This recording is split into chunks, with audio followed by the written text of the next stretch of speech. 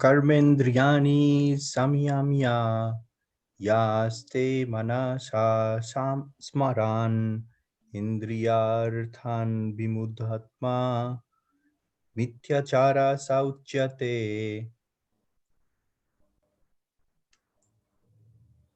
One who restrains the senses of action, but whose mind dwells on sense objects, certainly deludes himself and is called a pretender. There are many pretenders who refuse to work in Krishna consciousness but make a show of meditation, while actually dwelling within the mind upon sense enjoyment. Such pretenders may also speak on dry philosophy in order to bluff sophisticated followers. But according to these verse, these are greatest cheaters. For sense enjoyment, one can act in any capacity of the social order. But if one follows the rules and regulations of his particular status, he can make gradual process in purifying his existence. But he who makes a show of being a yogi while actually searching for the objects of sense gratification must be called the greatest cheater. Even though he sometimes speaks of philosophy, his knowledge has no value because the effects of such a sinful man's knowledge are taken away by the illusory energy of the Lord. Such a pretender's mind is always impure, and therefore his show of yogic meditation has no value whatsoever. Jai Shri Prabhupada.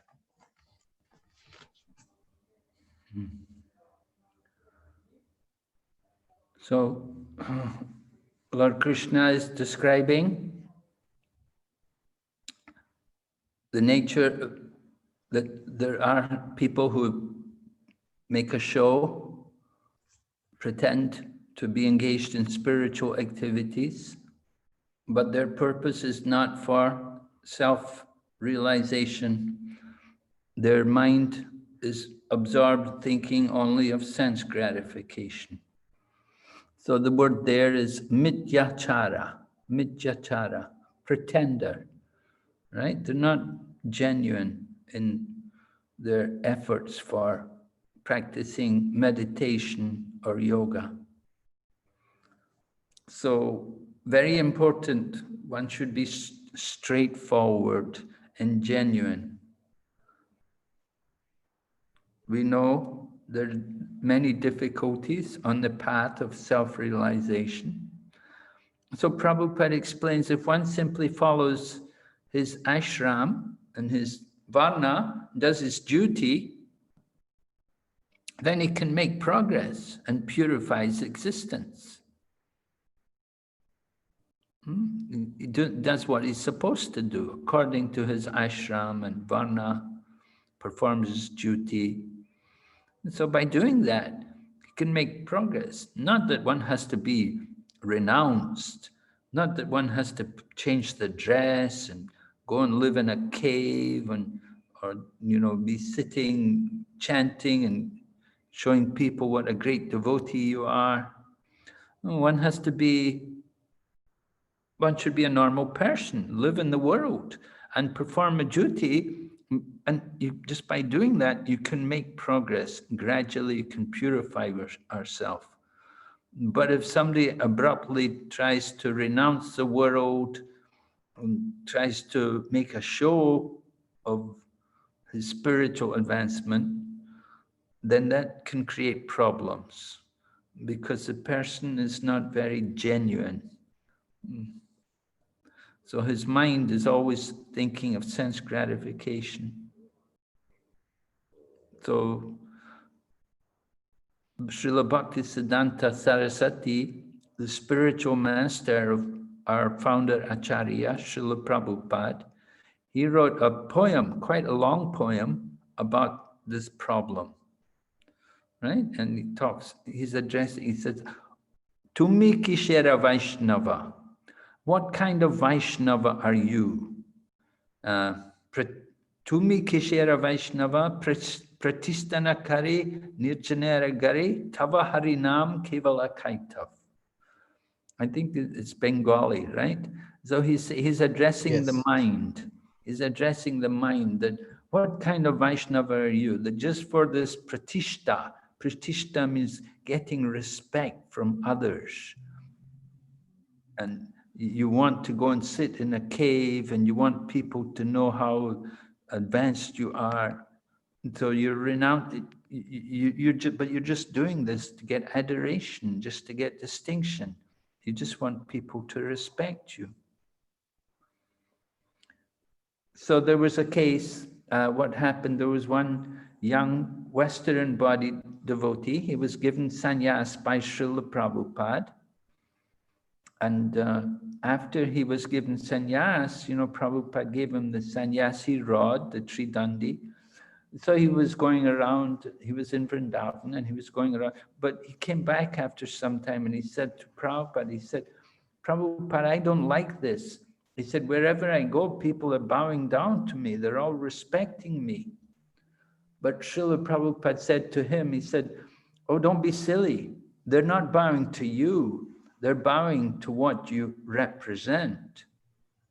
So this is the point that becoming a renounced person or some kind of yogi or meditator, people are not just respecting the person, but they're respecting what they expect from that kind of person.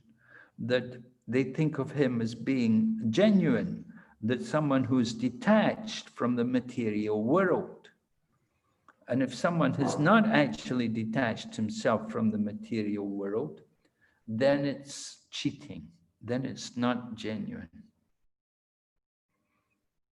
So this is the idea, that when we respect the renounced person, it's because they represent renunciation.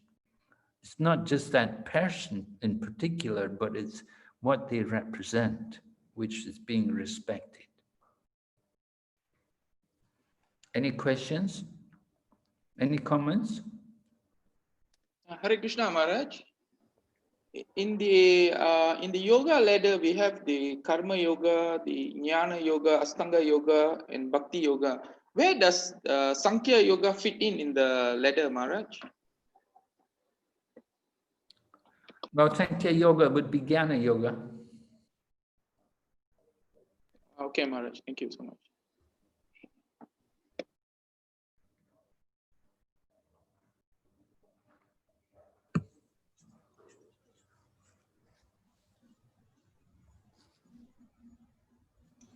Yeah, yesterday night we discussed about taking sannyasa and prescribed duties and the varnas, and it was very interesting last night, the meeting we had, and that it was not needed to accelerate the process. First you are brahmachari, after you get married, and finally when you're going through all this, you may take sannyas. And my question is, shall we take sannyas at the point of our life? Or it's an obligation, or you can... No, sannyas is not for everyone. Sannyas is meant to be for those people who are particularly Brahmin, on the Brahmin, they're working more as Brahmanas. Kshatriya and Vaishya people, they wouldn't take sannyas. But somebody who is dedicated to the Brahminical work, preaching and writing and like that, then that kind of person, then they may think. So sannyas is meant for the best of the brahmanas. Not even all brahmanas will take sannyas, but those who are particularly inclined to do propaganda work. They're meant to go out for preaching. So in the Kali Yuga, the sannyas ashram is meant for that kind of work, that they will go around and do preaching work and make propaganda for the, for the path of devotion and for the worship of Krishna. They'll go everywhere speaking about Krishna. So sannyas is the final stage, but like I say, it's not for everyone. Yes. But you see, one can be a sannyasi also internally without externally going through all the things of changing the dress and carrying the rod of the sannyasi. And of course, Chaitanya Mahaprabhu, he shaved his head, So you can be very renounced. Actually, Prabhupada writes in one purport in the Bhagavad Gita, I think it's chapter 16, and he said there are a number of householders in the Krishna consciousness movement who are working in factories and in offices, and they contribute a major portion of their earnings for the Krishna consciousness movement. And Prabhupada then says, such devotees are actually in the renounced order of life. They are actually sannyasis, although externally they're householders and they're working in jobs. But because they're so detached from enjoying material world, because they're so dedicated to Krishna, they're actually sannyasis. And you see also how Bhakti Vinod Thakur, he was a householder with a large number of children, and he'd married twice. The first wife had died, so he married again. And so he's described as being the seventh Goswami. There were 6 Goswamis in Vrindavan, but Bhakti Vinod Thakur is described as being the 7th Goswami, because he was so dedicated to the service of Krishna. Right? He discovered the birthplace of Lord Chaitanya Mahaprabhu, and he wrote so many wonderful songs and wonderful books about Krishna consciousness. And he preached a lot. He went everywhere preaching. He established the Nam Hatha preaching. So it's not that, sannyas means simply change in dress. The real sannyas is the one who works without attachment to the results.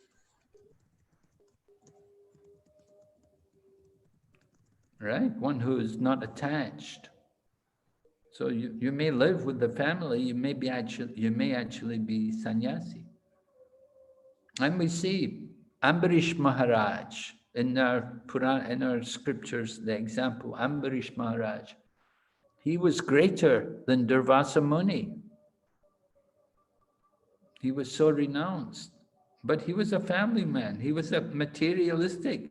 Externally, he appears materialistic, but he was really detached, really renounced, genuinely renounced.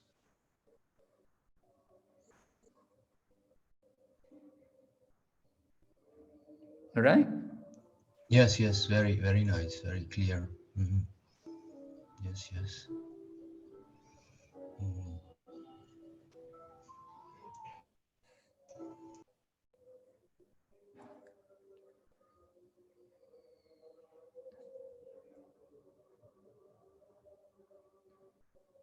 Thank you.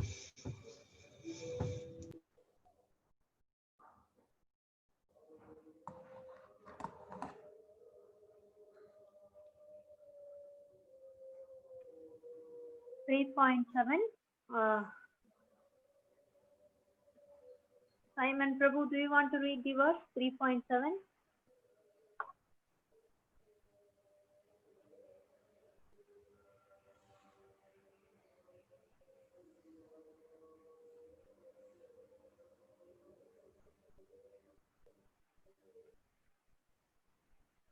Ramya Mataji, do you want to read it? 3.7. Yes, Vaishnavi.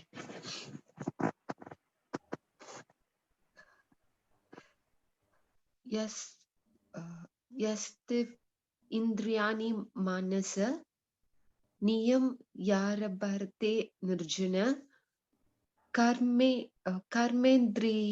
Karma Yogam Ashakta Sa Vishishyaste. Translation: on the other hand, if a sincere person tries to control the active sense by the mind and begins the Karma Yoga in Krishna consciousness without attachment, he is by far superior. Puppet. Instead of becoming a pseudo transcendentalist for the sake of wanton living and sense enjoyment, it is far better to remain in one's own business and execute the purpose of life, which is to get free from material bondage and enter into the kingdom of God. The prime Svartagati or goal of self-interest is to reach Vishnu.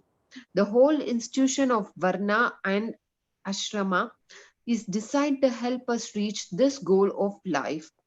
A householder can also reach this destination by regulated service in Krishna consciousness. For self realization, one can live a controlled life as prescribed in the Shastras and continue carrying out his business without attachment, and in that way make progress. A sincere person who follows this method is far better situated than the false pretender who adopt show bottle spiritualism to cheat the innocent public. A sincere sweeper in the street is far better than the charlatan meditator who meditates only for the sake of making a living. Hare Krishna.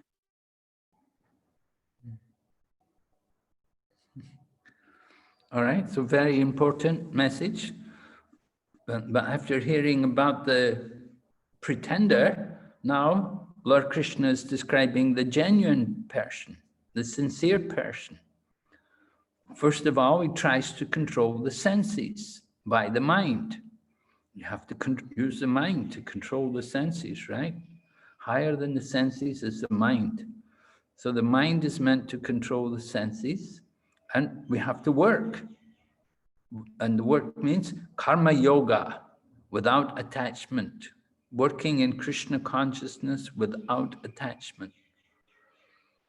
So karma yoga, I was explaining, you know, that in the beginning, we may not have much taste for bhakti yoga. Bhakti yoga means hearing and chanting and worshipping the deity and these things, you know, naturally in the beginning, we don't have a lot of appreciation for these things because we are conditioned to the material world. But at the same time, we are attracted and we want to begin our spiritual path. We want to go on the spiritual journey. So we learn how to do this karma yoga, right? Begin working in Krishna consciousness without attachment. Karma yoga means without attachment. So we're able to work in that kind of manner, then this is very conducive, very helpful for self-realization.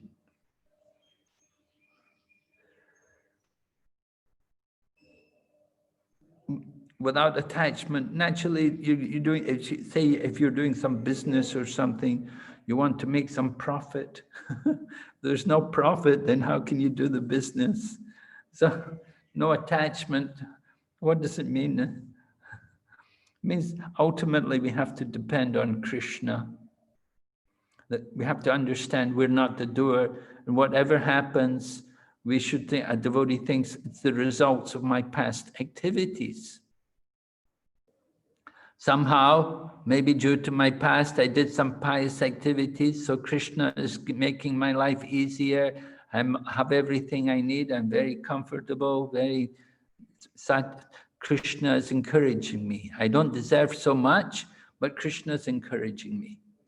And when things are going bad and you're losing everything, we think, I'm such a rascal, I deserve to suffer much more. but Krishna is only giving me a token punishment. Krishna's reduced the suffering. So that's Krishna's kindness on me. So devotee sees everything in the arrangement of Krishna.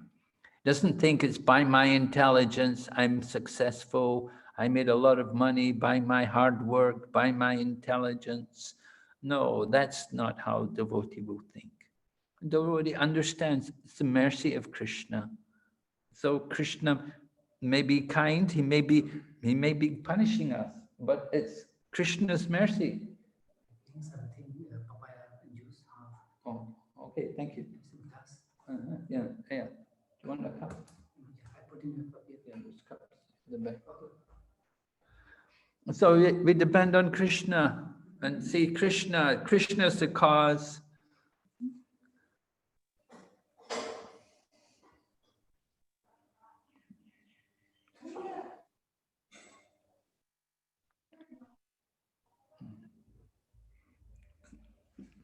So Prabhupada says, better to be a sincere sweeper, right? He gives the example, somebody may be sweeper in the street, but he's sincere, he's genuine, he's honest. And he understands, somehow due to my past karma, I'm in this situation. Krishna has given me this job as a sweeper in the street. It's somehow, this is the karma from my past activities. Let me go on and do my duty. We know it's not eternal.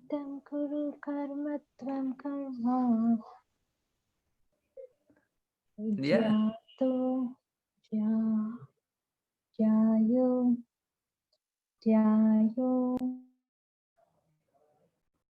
Okay.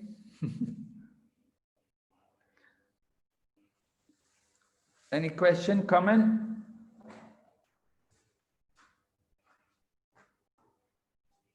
Anybody?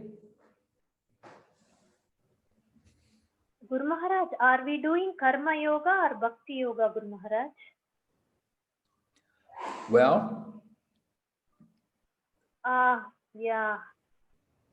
How to know if what I am doing, Guru Maharaj? Means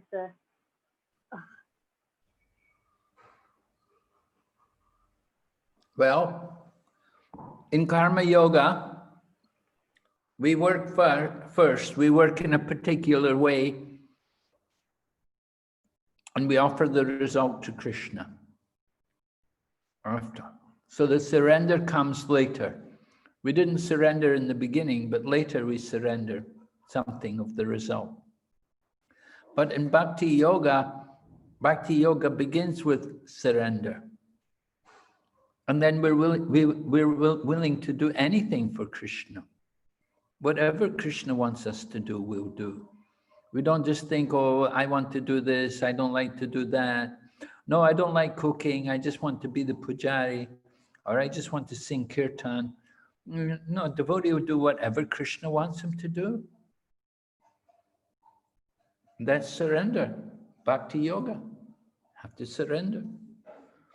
But we also say Bhakti Yoga usually means the 9 kinds, the 9 angas, beginning with Shravanam, Kirtan, hearing and chanting and remembering, and then worshipping the lotus feet and offering prayers, and then becoming Krishna's friend and surrendering everything and doing things like worship, sacrifice, performing these kind of things. This is Bhakti Yoga. But mainly we give the emphasis on hearing and chanting. Very important. And from hearing and chanting, then everything develops. But to become Krishna's friend and to surrender everything, that comes later. That's very, very advanced Bhakti Yoga. We have to make the foundation strong. And the foundation of the Bhakti Yoga is with hearing and chanting. But Karma Yoga is all about work. work, and offer the results to Krishna. try to offer something to Krishna.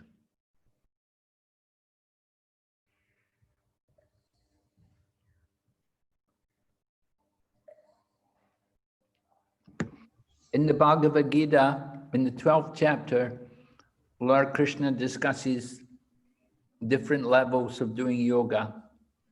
So first of all, he tells Arjuna, just think of me and without deviation. I said, that's the highest. So if you can't do that, then he says, then perform the regulative principles of bhakti yoga. And then in the purport, Prabhupada explains what is meant by bhakti yoga. He says, you worship the deity every day, you offer arti, and you study Srimad Bhagavatam, and you chant japa, and you cook for Krishna and offer everything to Krishna. So this is bhakti yoga. These are the regulated principles of bhakti yoga.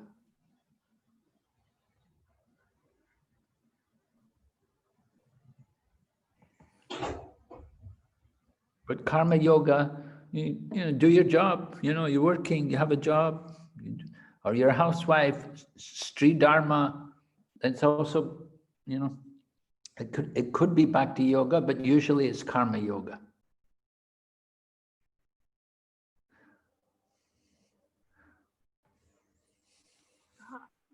Okay, Guru Maharaj. Guru Maharaj, I have a question. Mm-hmm.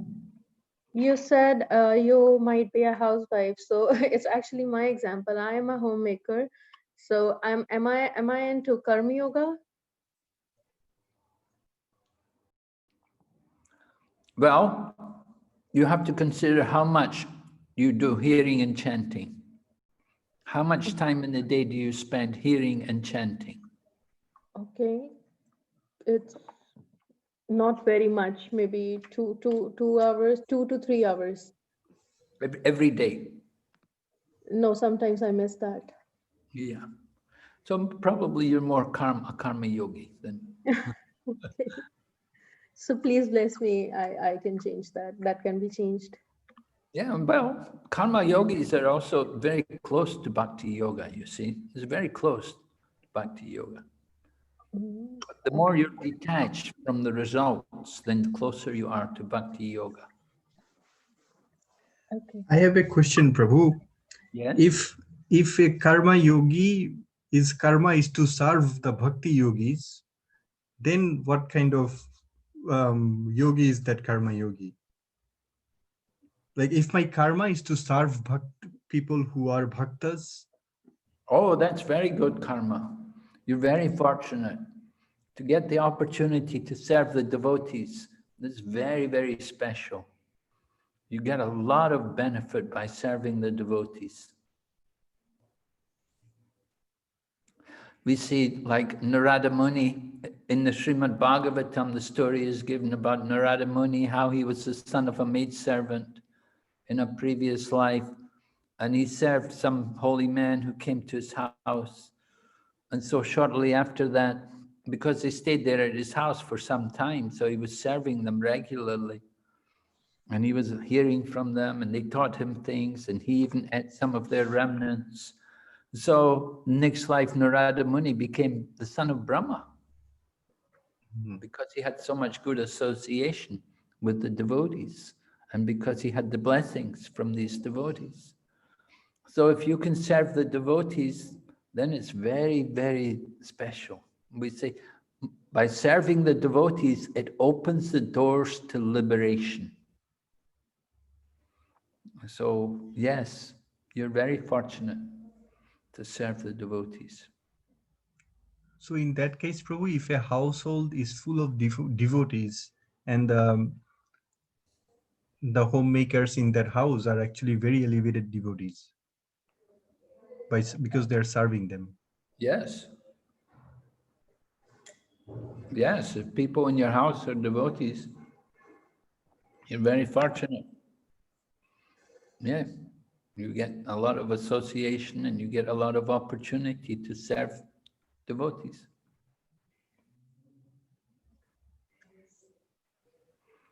But Guru Maharaj, most of the time, the family members are not devotees. Mataji get initiation, but the husband is not a devotee.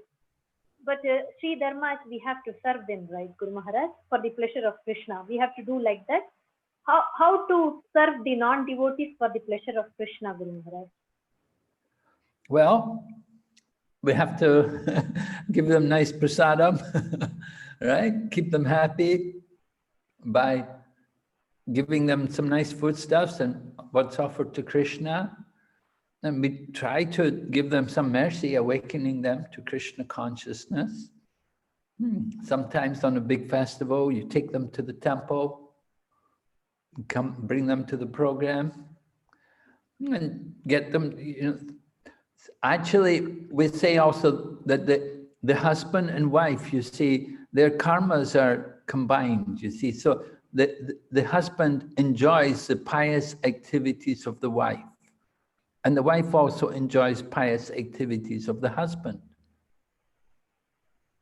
But if they do something sinful, then they can also suffer. If the husband does something sinful, it can also affect the wife. So it's very important to try to encourage your husband not to do sinful things, not to get intoxicated, not to eat meat and things like that, It's really important, because otherwise that also affects you. Because, husband and wife, we say wife is the better half of the husband. It's described like that in one of Prabhupada's purports, that the wife is the better half of the husband because she helps the husband with all of his different problems, different things he has to do in his life. The wife is very important to the husband. It helps to take care of the home, gives him nice meals, and keeps him company, and so on. So this is all very important. So their karmas are interrelated. So you do want to try to encourage your husband, and if he has any bad habits, you want to discourage him from these bad habits. Yeah. But in that case, Guru Maharaj, but if it is not possible, then they can never lead a sinless life. Most of the time, sometimes, we can try to discourage, but it won't happen, and then there is no choice for the other partner to have a sinless life. Well, you have to see what Krishna wants. Yeah, you have to do your best to discourage your husband as much as you can. You try to keep him away from these kind of things. And at the same time, if he's so adamant, if he's not going to give them up, then you have to become a little less attached to your husband. You have to just simply serve him out of duty, but within your heart, you have to be attached to Krishna. Right? Prabhupada gives the example about the wife who is serving her husband, and but at the same time, the wife has another lover, like a secret affair. So she doesn't want her husband to know. She wants to keep her husband, but at the same time, she's having an affair with another man. So she's very careful to do her duty very nicely, to keep the house very clean and to cook the nice meals for her husband and not to argue with the husband, like that, to keep a good relationship with the husband, because she doesn't want the husband to know that she has a secret. So the same way, a devotee wife is like that. You have Krishna, and Krishna is like this special lover who you've got. He's the special, the other man aside from your legally married husband.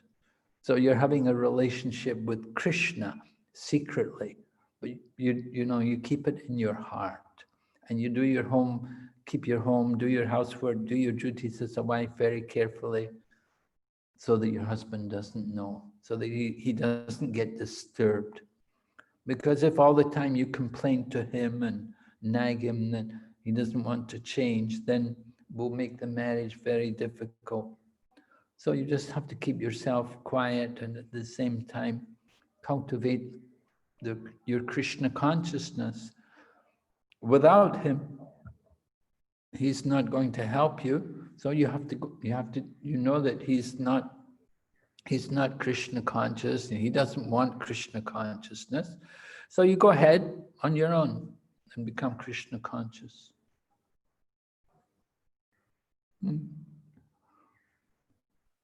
Yes, Guru Maharaj.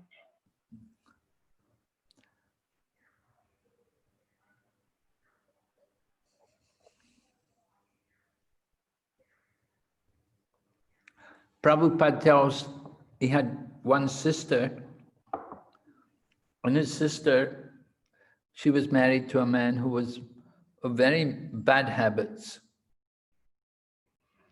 But his sister was a very soft, gentle-hearted woman, and she never complained and she never nagged him or anything. And she just faithfully served her husband. And gradually the husband completely changed.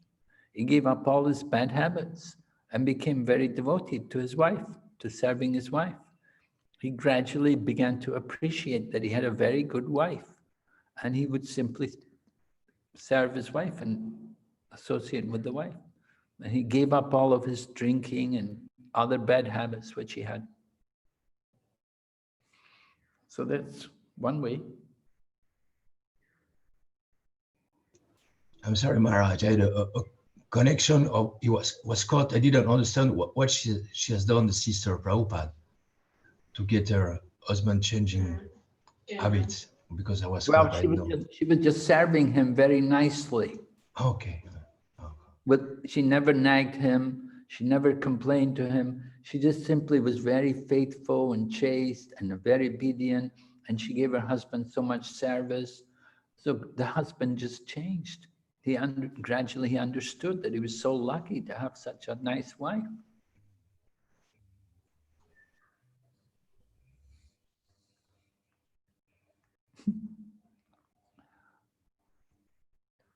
So it's one way to influence the husband.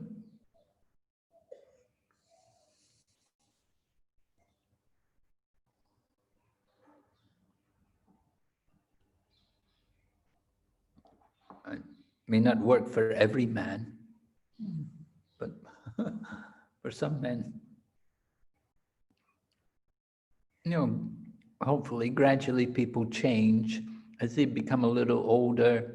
They become a little more sober, a little more mature. The young men, they're thinking about enjoying life and things, but gradually they become more sober and more responsible.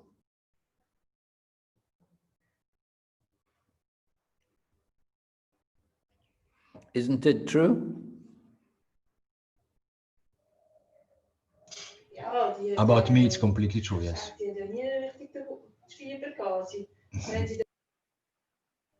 Yes, Guru Maharaj. But Guru Maharaj, for a husband who doesn't have a devotee wife, they don't have to try so much, right, Guru Maharaj? They can take sannyasa. Oh, the man's a devotee, but the wife is not? Yeah. Well,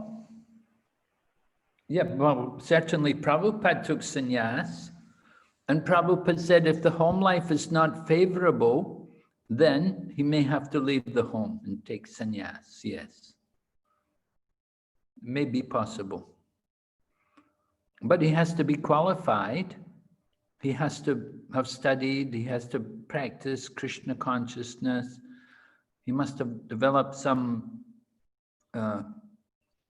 renunciation from the world. And of course, if the children are there, then the responsibility is there for the children. Children should be grown up. Otherwise, they're still depending on the father. We see Prabhupada did take sannyas. He left the home because he found the home life was no longer favorable for his practice of Krishna consciousness.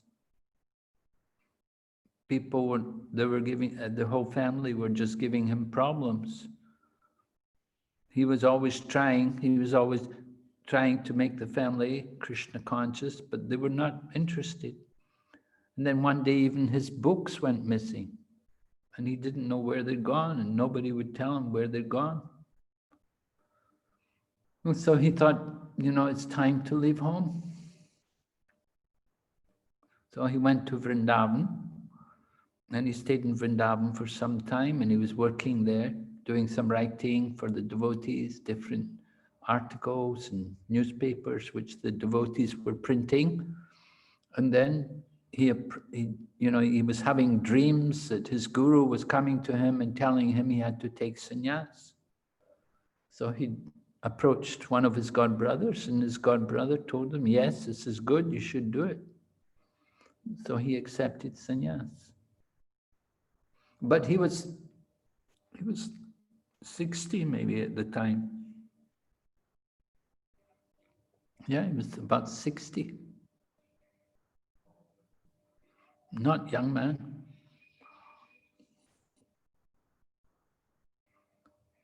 Of course, people are too young. It's also difficult. Too young, when you get a little older, you may decide you don't want to be a sannyasi. We've seen that in ISKCON sometimes. Some young man takes sannyas and then later on, somehow they get a bit older, they decided they don't want to be a sannyas. They want to be married or something.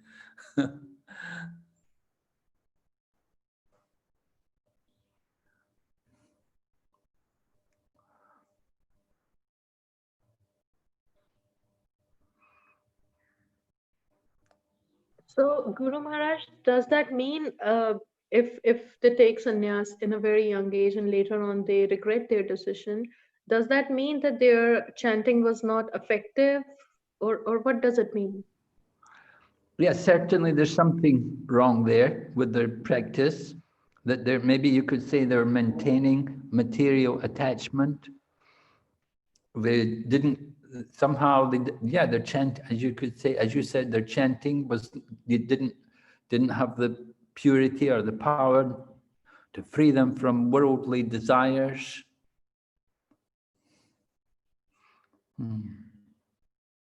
Because the similar kind of thing happened with me. As I was trying to convince one of my friend to join Krishna consciousness, she forwarded me the similar kind of incident. I think it happened somewhere in Africa. I don't know really.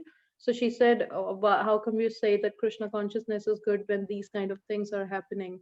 But at that time, I did not had any answer for that. So I stayed quiet. But I just told her, if it depends on person to person. What did she say happened? The situation just said something like similar kind of situation has happened somewhere in Africa, maybe some sannyasi. I don't know. She just showed me on internet, which I don't believe, because sometimes internet spreads bogus news as well. Well, it happens everywhere. It doesn't just happen only in ISKCON. Yes, absolutely. It happens in other organizations also. They do have these problems, Which in ISKCON, they do try to take care nowadays. They do have a lot of requirements before people are allowed to be a sannyasi in ISKCON. In Srila Prabhupada's time, it was the beginning of the movement. So Srila Prabhupada wanted some sannyasis to help him to establish the Krishna consciousness movement. So he gave sannyas to some people who were very young, some people in their 20s, and even like Jaipataka Swami here in Mayapur, he was, I think, 19 when he took sannyas. Very young, to take sannyas at that age, really difficult. We hear about, of course, Sankaracharya, he took sannyas when he was 6, I think. They are saintly people. I think they are just born to take sannyas only. They just appear to take sannyas. Yeah. Yeah. So it's really not for young men. That's the point. Although it was in, like 1,000 years ago, it was common. And you do have sometimes Bala sannyasis in some places like You know, you may have somebody born in a special family and they check his chart and, oh yeah, he's definitely a sannyasi, and, you know, they make him a sannyasi when he's very young. But in ISKCON, they have some rules. You know, one should be, you know, maybe at least 40 years of age.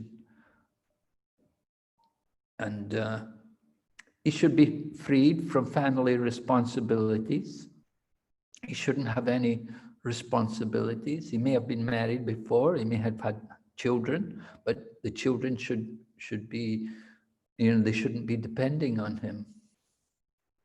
These kind of things. And he must also be well qualified. He must have practiced Krishna consciousness very well, studied the philosophy, and be very aware of the knowledge of the Shastra. And he should not be attached to material things like money and association with the opposite sex also. These things have to be controlled. Some people become very attached to money, and then with money, then, you know, they think about enjoying with the women. So sometimes that problem is there.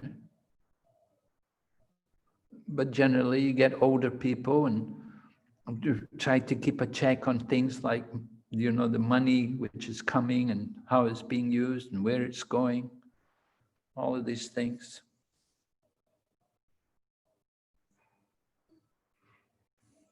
So yeah, we have had cases in ISKCON. We had some young people like that, had problems.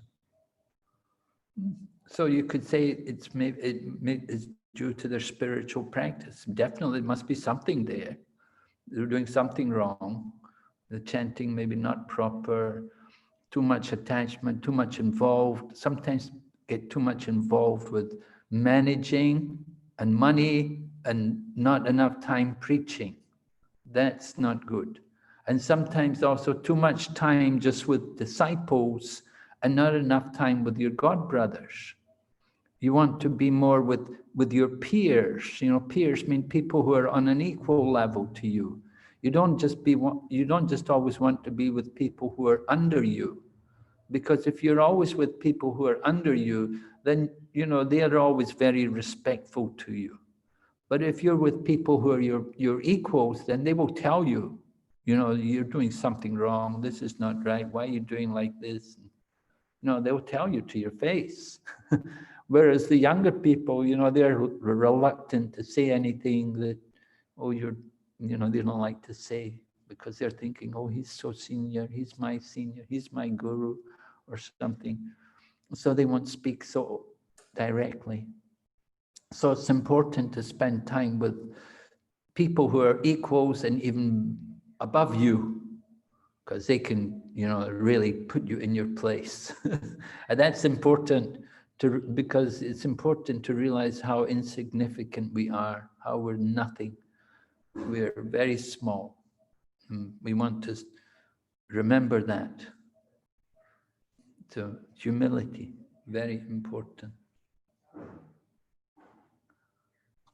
So those are some things.